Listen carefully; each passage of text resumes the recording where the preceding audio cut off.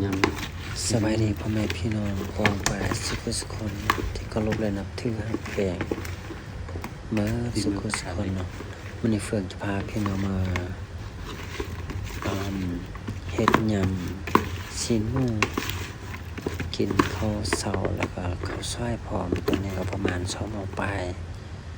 เนาะยังไม่ได้กินข้าวเช้าเทื่อพอดีรู้สึกอยากกิน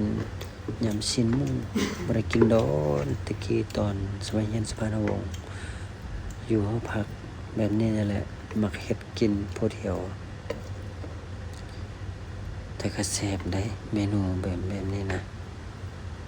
คันเพิ่นบ่เคยกินแล้วก็เพิ่นอยากชิมก็มาเยี่ยมยามมาลิ้นน้ำเฟืองเด้อได้เด้อเฟือง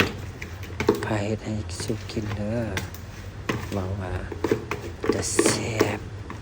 บ่ผิดหวังแน่นอนจากคนที่มักแต่งกิน